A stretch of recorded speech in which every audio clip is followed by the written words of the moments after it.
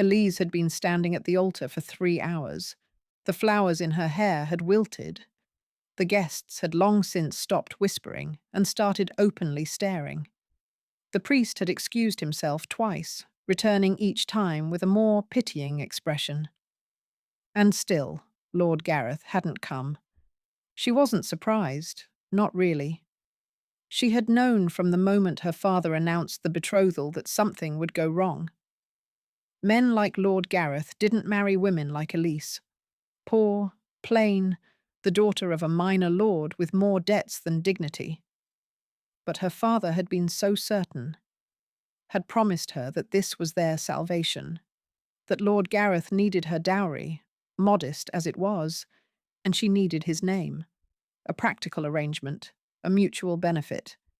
He had lied, or perhaps he had simply been lied to. Either way, the result was the same. Elise stood alone in a borrowed dress in front of 300 witnesses and waited for a man who was never going to come. "Perhaps we should," the priest began. The doors burst open. Every head turned. Elise's heart lurched, hope flaring despite herself. Maybe Gareth had been delayed. Maybe there was an explanation. Maybe... It wasn't Gareth. The man who strode through the doors was a stranger. Massive, dark-haired, dressed in black leather and silver chains that marked him as something other than human. His presence filled the cathedral like smoke, suffocating and inescapable. Behind him came soldiers, Lycans, judging by the gold of their eyes and the predatory grace of their movements. They fanned out along the walls, blocking every exit. The guests began to scream. Silence. The single word cut through the chaos like a blade. The stranger's voice was deep, commanding, the kind of voice that expected obedience and received it. The screaming stopped.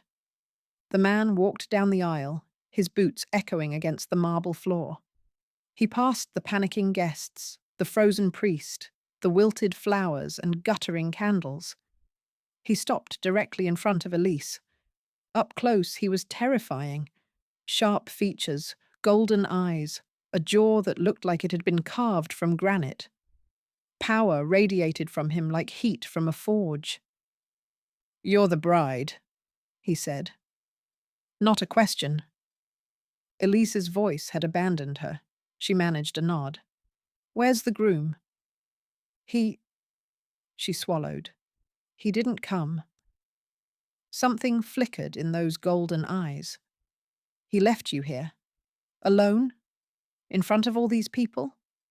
"Yes." The stranger turned to survey the crowd.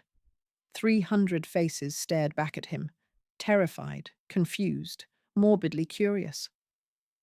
"Lord Gareth of the Western Province," he said, his voice carrying to every corner, "was supposed to be here today.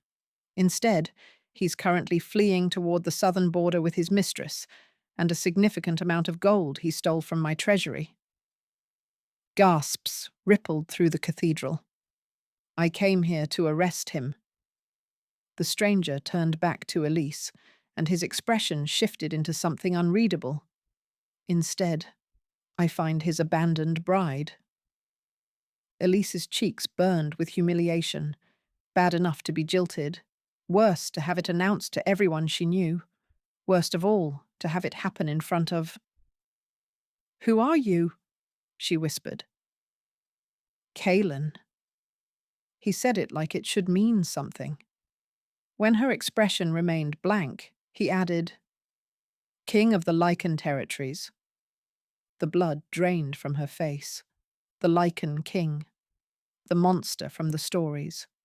The creature who ruled the northern wilderness with an iron fist and, if rumors were true, had torn apart entire armies with his bare hands. He was standing in front of her, and she was wearing a wilted wedding dress. "I see," she managed, because she had to say something. "Do you?" Kaelin tilted his head, studying her with an intensity that made her skin prickle. Your betrothed stole from me. He was supposed to deliver tribute from his province, gold that was owed to my kingdom as part of a treaty your human rulers signed 3 decades ago. Instead, he took it and ran. I didn't know. No, I don't imagine you did. He was quiet for a moment, those golden eyes never leaving her face. You've been standing here for hours. It wasn't a question, but she answered anyway. 3 hours, give or take. In front of all these people? Yes, and not one of them thought to end your humiliation, to tell you he wasn't coming? Elise looked at the crowd, at the faces she had known her whole life, neighbours, acquaintances, her father's creditors.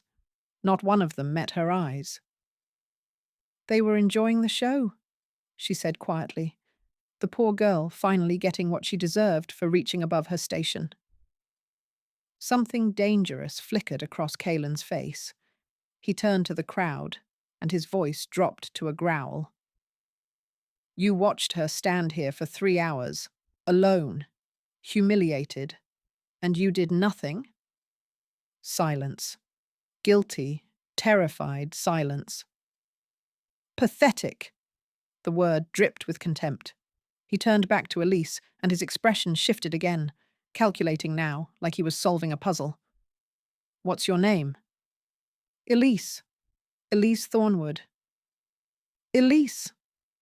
He repeated it slowly, like he was tasting the syllables. I came here for a thief.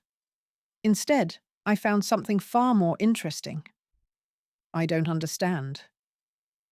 Gareth owes me a debt, a significant one. By law, that debt transfers to his next of kin, or in the absence of kin, to his betrothed. His eyes met hers. That would be you. Elise's heart stopped. I don't have anything. My family is poor. We have nothing to offer. I know. Kaelin smiled, and it was not a kind expression. Which is why I'm going to offer you a choice. What choice? Come with me, willingly, publicly. He gestured at the watching crowd. Let them see you leave on my arm, head held high. Let them wonder what the Lycan king sees in the poor bride who was left at the altar. Why would you? Because Gareth wanted to humiliate you. He wanted to destroy your reputation, leave you with nothing. The greatest revenge would be to deny him that satisfaction. Kaelin leaned closer, his voice dropping so only she could hear. Act like I chose you on purpose. Act like this was the plan all along. Let them choke on their pity and wonder what they missed. Elise stared at him, this ancient, terrifying king, offering her a lifeline made of pride and pretense. What do you get out of it? Gareth's debt, transferred legally, a reason to remain in human territory while my soldiers hunt him down. And something shifted in his golden eyes. The pleasure of ruining a man who thought he could steal from me and face no consequences. It was mad, reckless, the kind of decision that would change everything. But what did she have left to lose? Her reputation was already destroyed. Her future was ashes. Her father would never recover from this scandal. At least this way, she could walk out with her head high. All right, she said. Kaelin's eyebrows rose slightly. Just like that? You're offering me a way out of this nightmare that doesn't involve crawling home in shame. She lifted her chin, meeting his eyes. I'd be a fool to refuse. Most humans would be too afraid to accept. Most humans haven't just been publicly humiliated by everyone they've ever known. She gestured at the crowd, at their avid, hungry faces. I'm done being afraid of them. I'm done being small for their comfort. Something shifted in Kaelin's expression. something that looked almost like respect. Very well. He offered his arm, a formal gesture, the kind a lord would offer a lady. Shall we? Elise looked at the crowd one last time, at the priest clutching his holy book, at the guests who had watched her suffer and done nothing. Then she took the Lycan king's arm and let him lead her down the aisle, not as a jilted bride, as something else entirely. Something that made every person in that cathedral wonder what they had just witnessed. The Lycan king's castle was nothing like Elise had imagined. She had expected darkness, cold stone, and colder hearts. A fortress built for war and suffering. Instead, she found warmth, fires blazing in every hearth, tapestries covering the walls in rich colours, servants who bowed to her, as Kaelan led her through the corridors. "Your chambers," he said, stopping before a heavy oak door, adjacent to the royal suite, as befitting your status. "My status? You're here as my guest." He seemed to choose the word carefully. "The court will assume you're something more. Let them." Elise pushed open the door and forgot how to breathe. The room was enormous. A bed draped in velvet and furs, windows that overlooked snow-capped mountains she had only ever seen from a distance, a fireplace already crackling with warmth, a wardrobe that, when she opened it, was full of gowns in her exact size. "How did you—" "I sent word ahead while we travelled. My staff is efficient." Kaelan remained in the doorway, not entering, giving her space. "You'll find everything you need. If something is missing, ask, and it will be provided." Elise turned to face him. In the firelight, he looked less terrifying and more tired, like he was carrying a weight no one else could see. "Why are you doing this?" she asked. "Really, the debt, the revenge on Gareth, I understand that. But this?" She gestured at the room, the gowns, the obvious care that had been taken. "This is more than collecting what you're owed."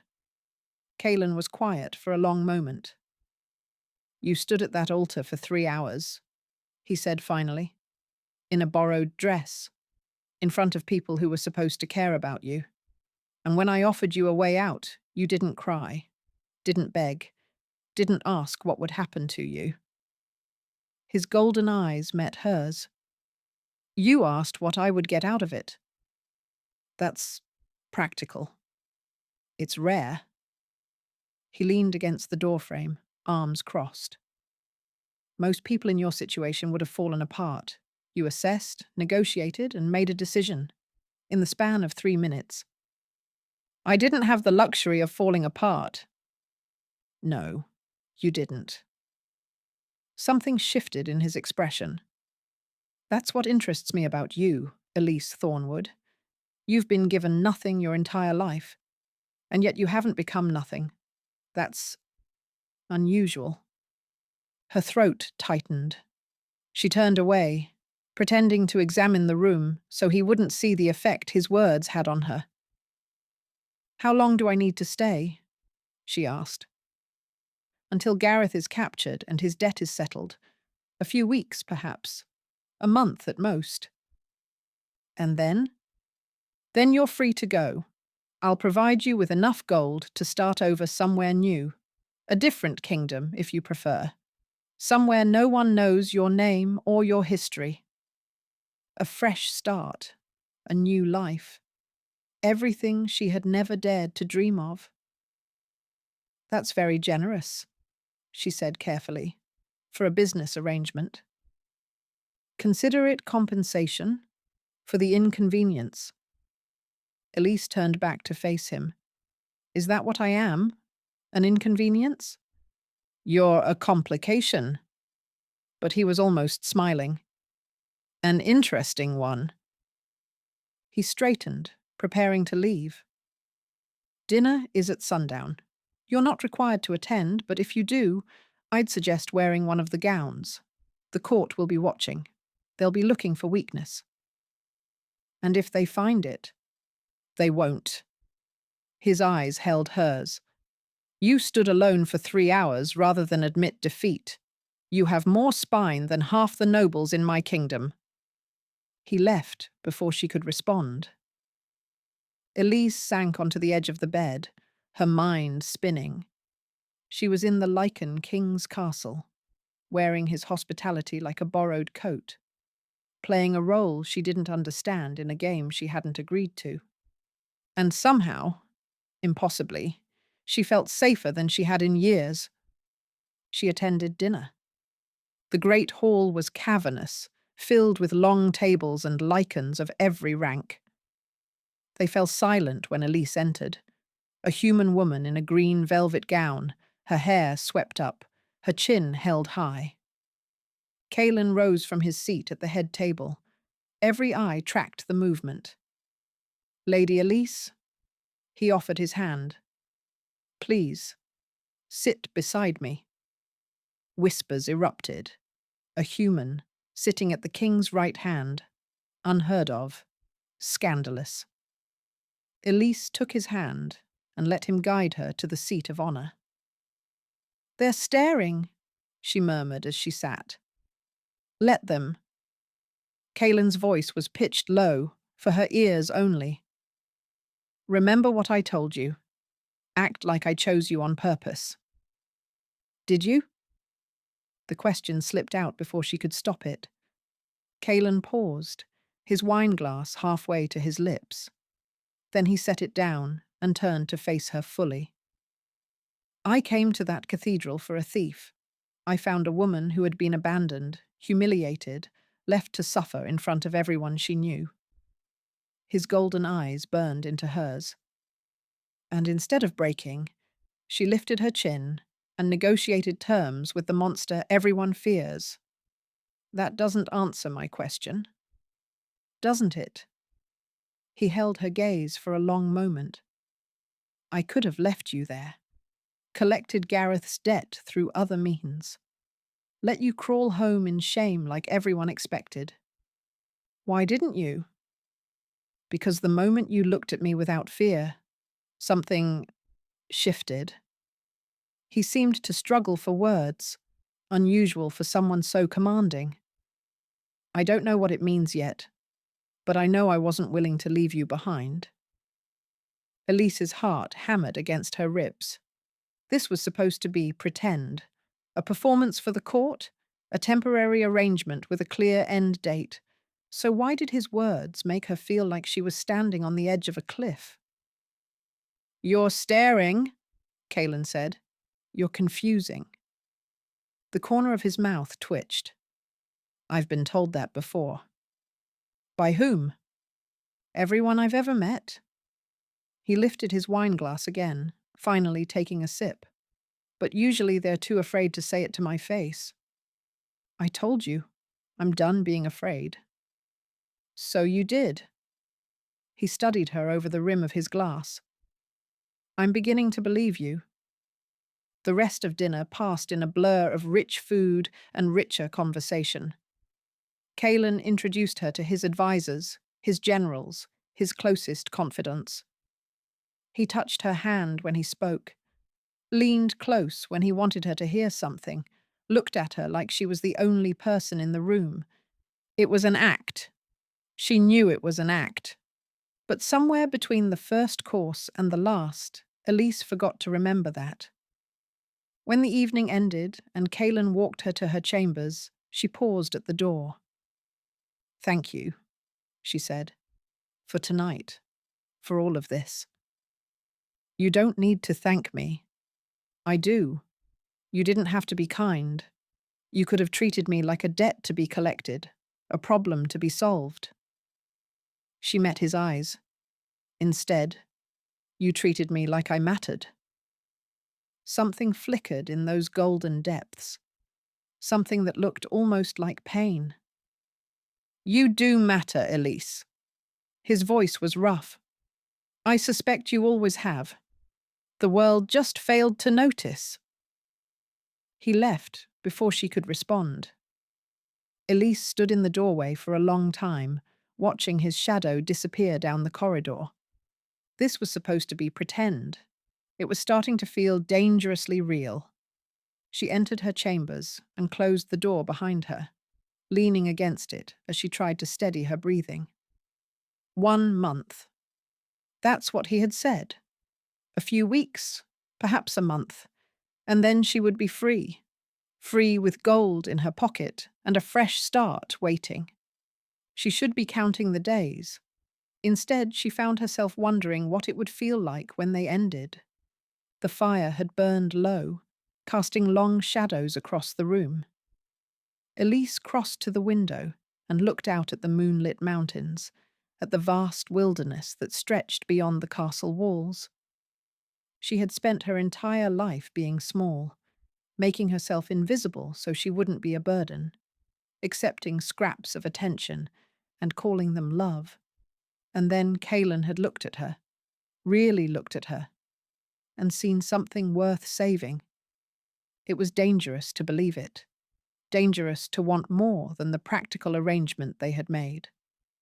But as Elise climbed into the enormous bed, surrounded by luxury she had never known, she couldn't stop thinking about the way his eyes had softened when he said she mattered. Maybe she did. Maybe she always had. And maybe, just maybe, she was finally ready to believe it. 2 weeks passed like water through her fingers. Elise found a rhythm in Kaelan's castle. Mornings in the library, devouring books she had never been allowed to touch. Afternoons walking the grounds with whatever member of the court deigned to join her. Evenings at Kaelan's side, playing the role of honoured guest while the court whispered and wondered. But it was the nights she treasured most. After dinner, when the court dispersed and the castle grew quiet, Kaelan would walk her to her chambers. And somewhere along the way, they would stop, in a corridor, by a window, in the moonlit garden, and they would talk. Not about debt or politics or the hunt for Gareth, about real things, small things. The books she was reading, the memories he had collected over 4 centuries of living, the dreams she had abandoned, and the ones she was only now brave enough to resurrect. He listened like her words were precious, like she was saying things no one had ever said before. It was intoxicating and terrifying, and she couldn't bring herself to stop. "You're different than I expected," she told him one night. They were standing on a balcony overlooking the mountains, the cold air turning their breath to mist. "Different how?" "The stories paint you as a monster, a creature of blood and violence." "The stories aren't wrong." His voice was matter of fact. "I've done terrible things, Elise. Killed without hesitation. Destroyed anyone who threatened my people. The blood on my hands would fill oceans. That's not what I see when I look at you." "What do you see?" She considered the question. Truly considered it. "I see someone who carries the weight of a kingdom on his shoulders and never complains. Someone who could be cruel, but chooses patience instead." She turned to face him. "Someone who found a woman abandoned at the altar and gave her back her dignity instead of taking advantage." Kaelan was quiet for a long moment. The moonlight cast sharp shadows across his face, highlighting the tension in his jaw. "You give me too much credit." "I don't think I give you enough." His eyes met hers, and something passed between them. Something electric, something that made her heart race and her breath catch. "Elise," he said her name like a prayer, like a warning. "You should know something."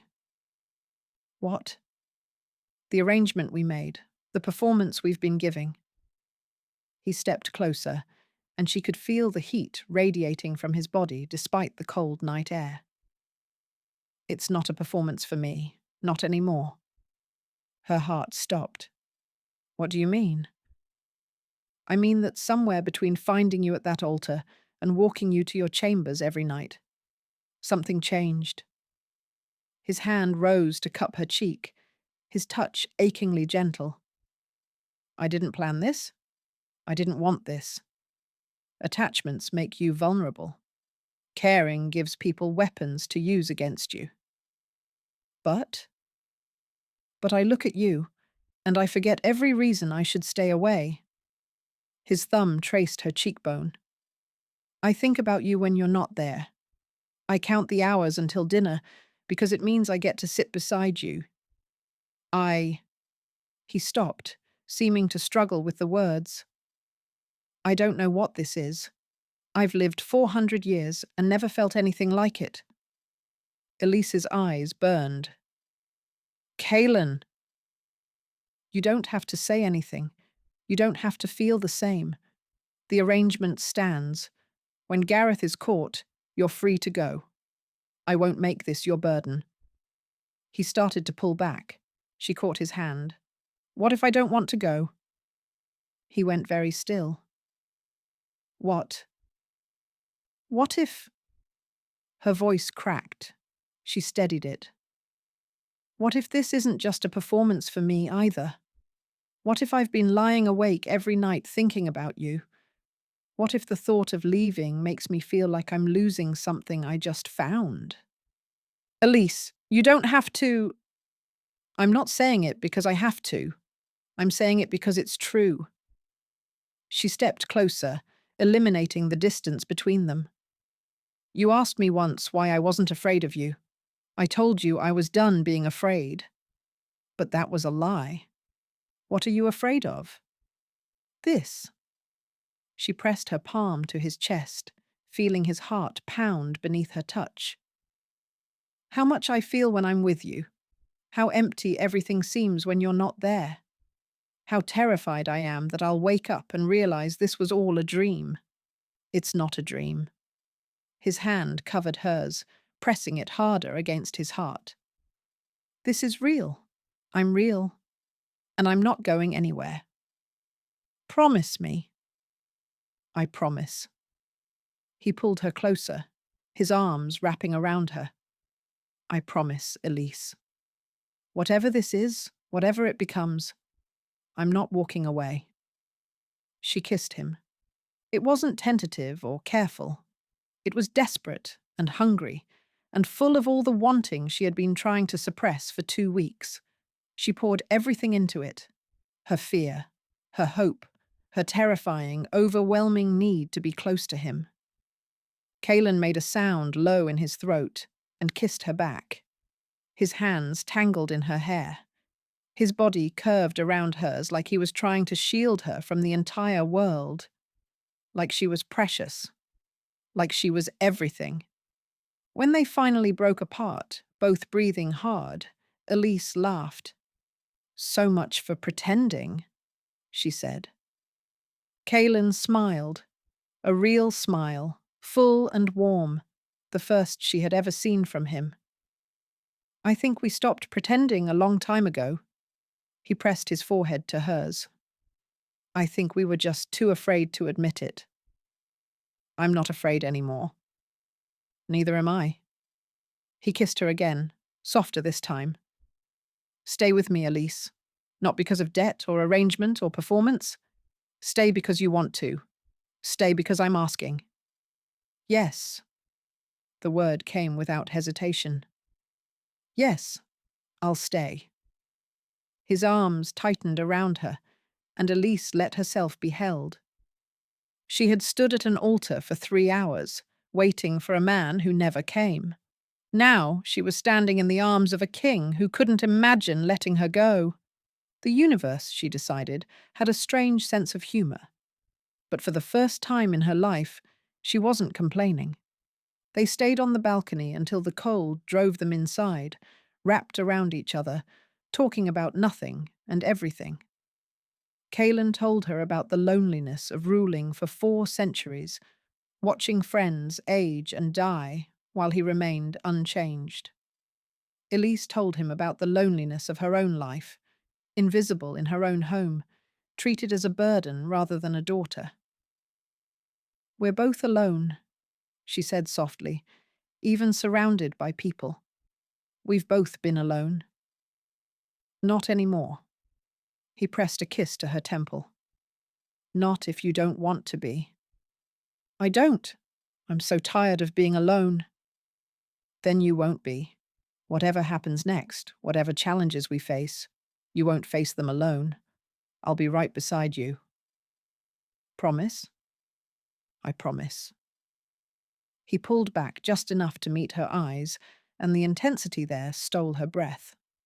"I've made a lot of promises in 400 years, Elise. I've kept every single one. This one will be no different." When he finally walked her to her chambers, he paused at the door. "Things will change now," he said quietly. "The court will notice. They'll talk. Let them. They might be cruel. Humans and Lycans, it's not common. Some will say things designed to hurt you.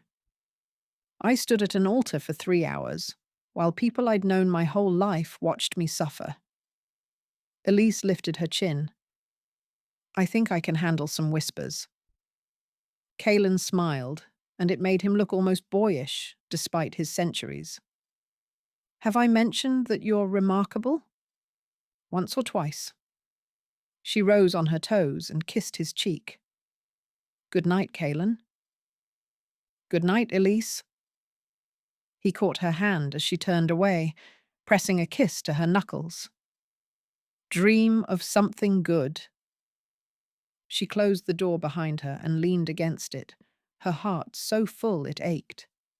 She had come here as a jilted bride playing a role. She was leaving tonight as something else entirely. Something real. Something wanted.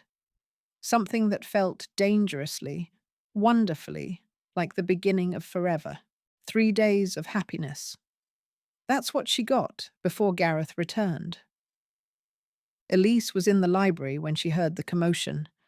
Shouts from the courtyard, the thunder of hooves, the unmistakable clang of steel. She rushed to the window and felt her blood turn to ice. Gareth stood in the centre of the courtyard, surrounded by armed men. He looked different than she remembered. Thinner, wilder, with a desperate gleam in his eyes that hadn't been there before. And he was demanding to see her. "Bring me my bride!" His voice echoed off the stone walls.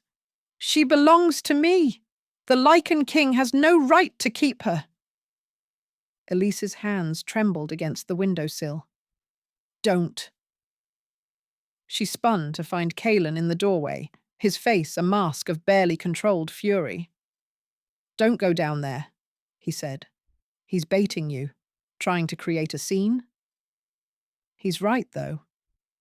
The words tasted like ash. Legally, I'm still his betrothed. We never formally dissolved the engagement. A technicality, one that means nothing. It means something to him.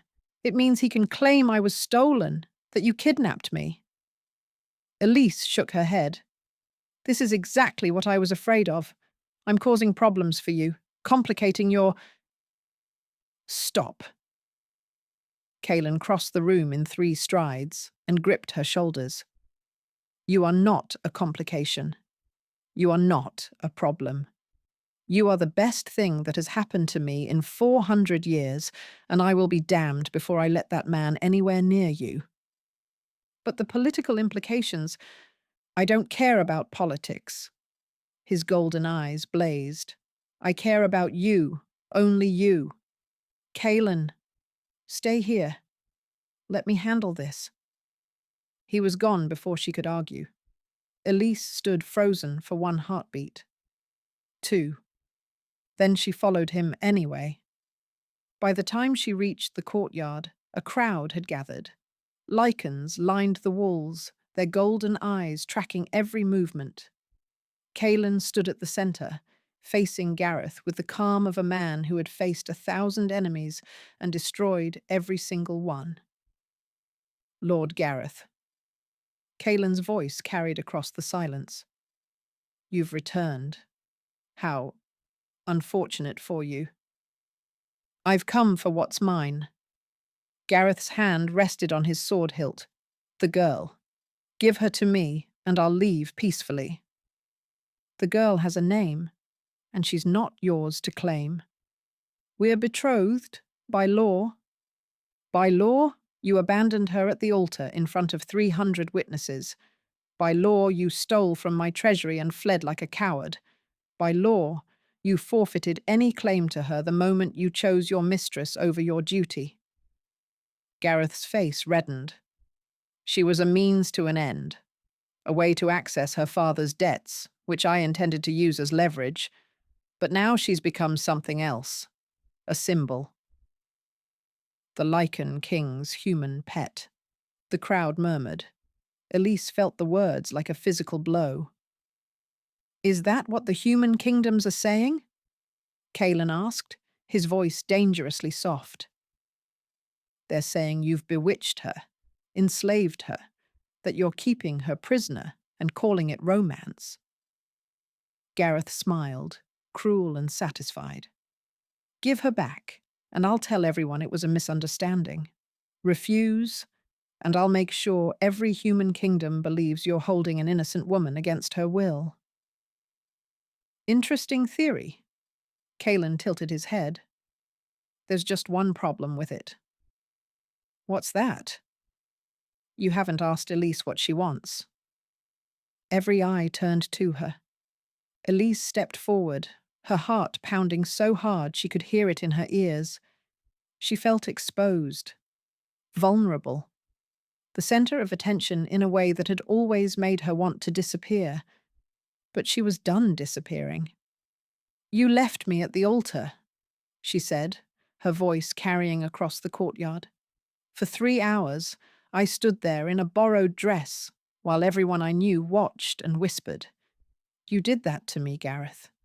You humiliated me on what was supposed to be the most important day of my life. Elise, sweetheart, don't. The word cracked like a whip. Don't call me sweetheart. Don't pretend you ever cared about me.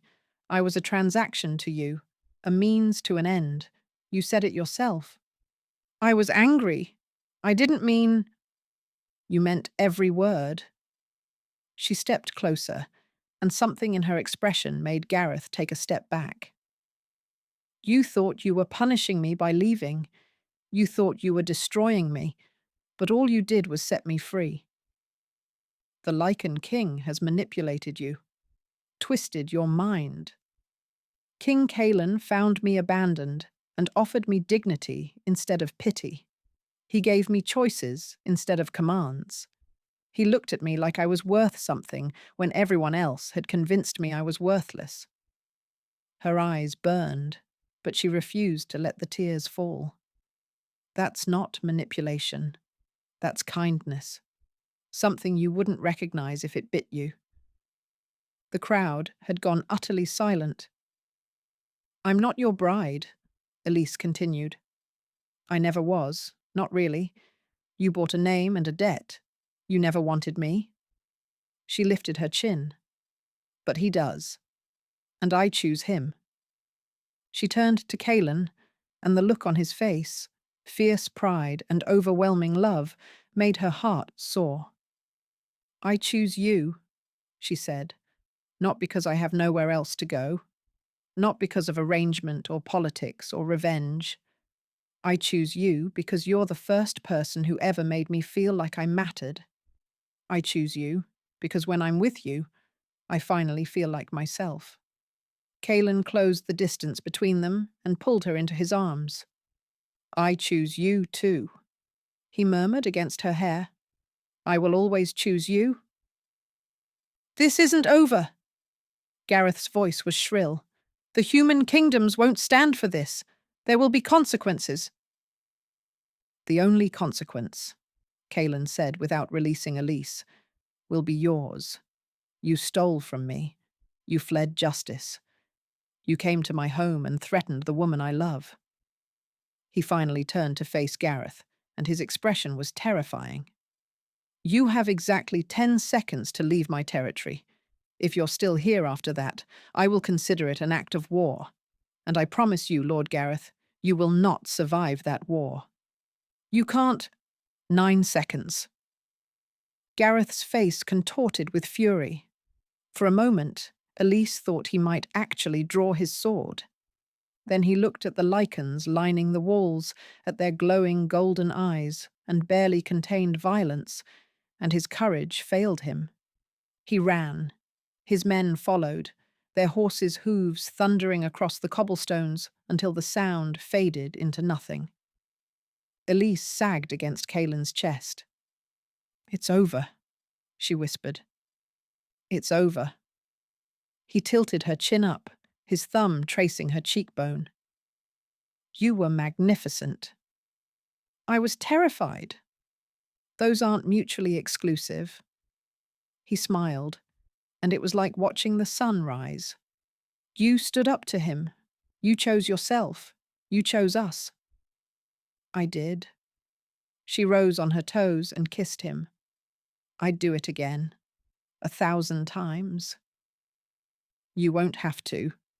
He pulled her closer. "He's gone, and you're staying." "Forever." "Forever." The crowd erupted in cheers.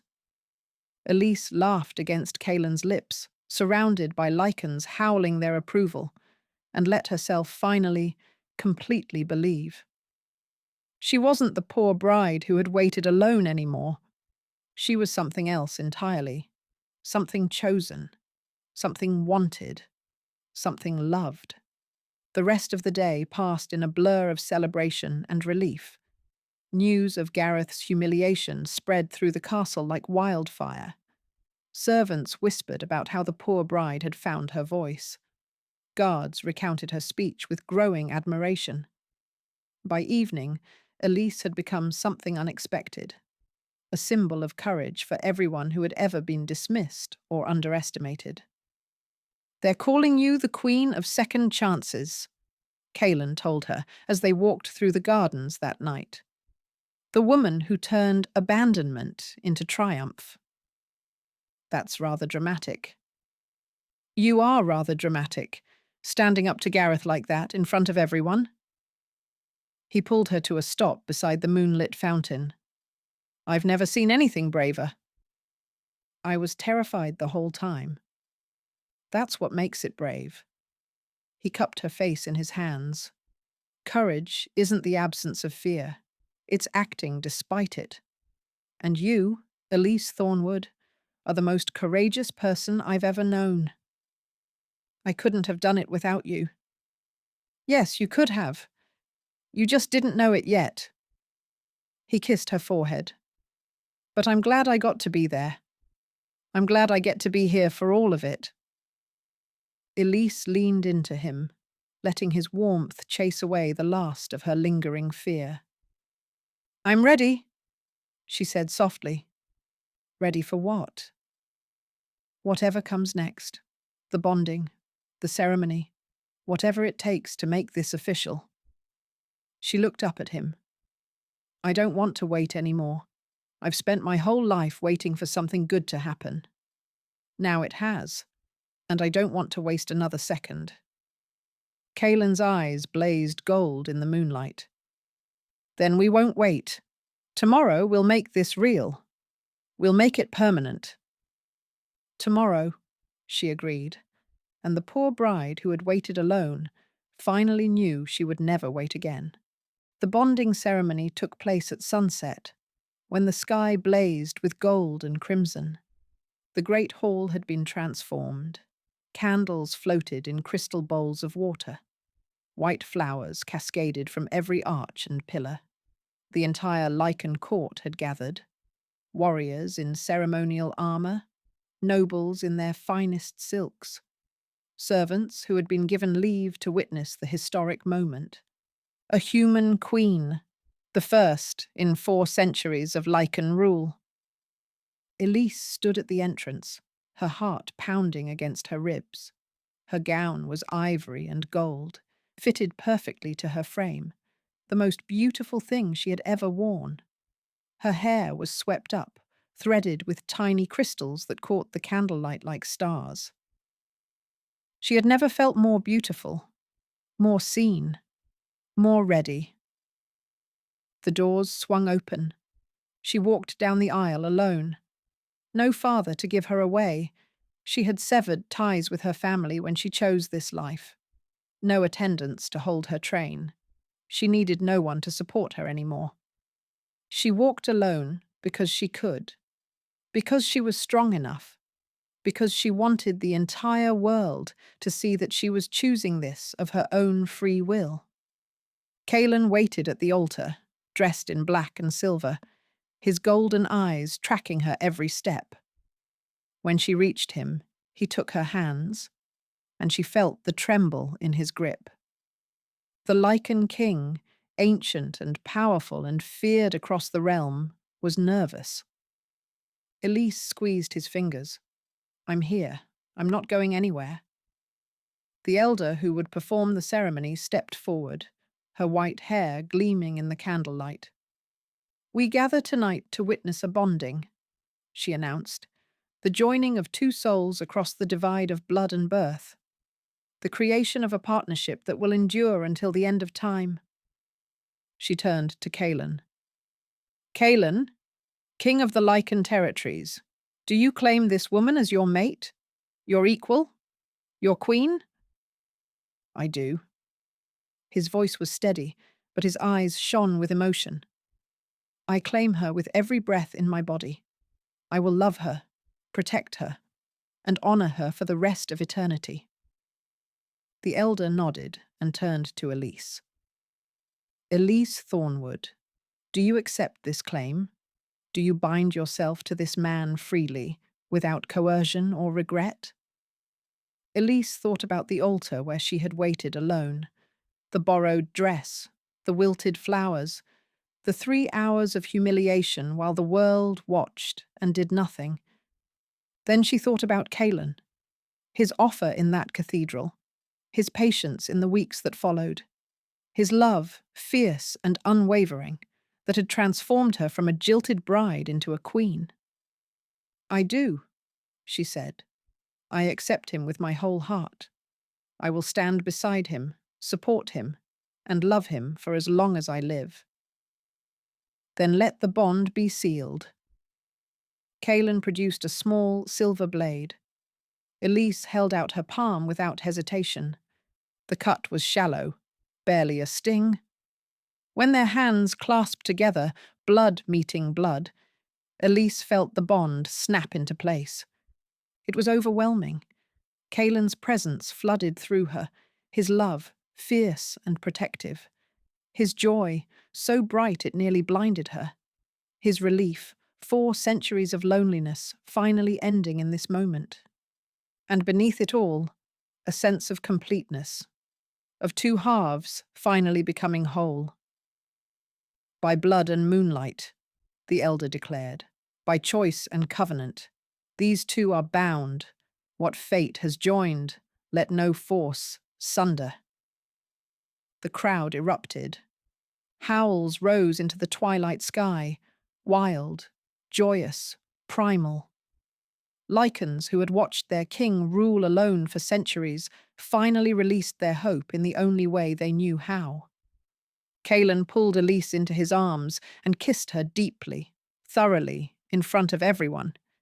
She melted into him, her hands fisting in his shirt, her heart so full she thought it might burst.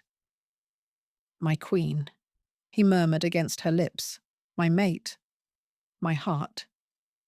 "My king," she whispered back, "my choice, my home." When they finally broke apart, Kalen raised their joined hands high. "Your queen!" he roared to the crowd. "Bow to her as you bow to me." As one, the entire assembly dropped to their knees. Warriors and nobles, servants and soldiers, hundreds of people bowing to the woman who had been abandoned at the altar and found her way to a throne. Elise looked out at the sea of bowed heads and let the tears fall. She had spent her whole life waiting, waiting to be noticed, waiting to matter, waiting for something good to finally happen. And now, an entire kingdom knelt at her feet. The celebration lasted until dawn. There was feasting and dancing, and more joy than Elise had ever witnessed. People she had never met approached her with blessings and congratulations, with stories of their own second chances, with promises of loyalty that made her throat tight. Through it all, Kaelan never left her side. "How do you feel?" he asked as the sky began to lighten. "Like I'm dreaming." She leaned against him, exhausted and elated. "Like any moment I'll wake up standing at that altar, still waiting." "You'll never wait again." He pressed a kiss to her temple. "I promise you, Elise, you'll never wait for anything again." 1 year later, Elise stood in the cathedral where she had once been abandoned. She had returned for a wedding, not her own, but the daughter of a local lord who had asked, specifically, for the Lycan queen's blessing. The girl had been jilted by her first betrothed, just as Elise had been. She had been told she was ruined, worthless, unmarriageable. And then she had found someone who saw her true worth. "Thank you," the bride whispered as Elise straightened her veil, "for coming, for showing everyone that being left behind doesn't mean being left with nothing. It means being left open," Elise said gently, "open to something better, something real." She watched the wedding from the front row, Kaelan's hand warm in hers. The groom, a kind-faced merchant who looked at his bride like she hung the moon, wept when he saw her walking toward him. No one waited alone at this altar. Afterward, as they walked through the town that had once watched her humiliation in silence, Elise noticed the stares. Not pity this time. Awe, wonder, hope.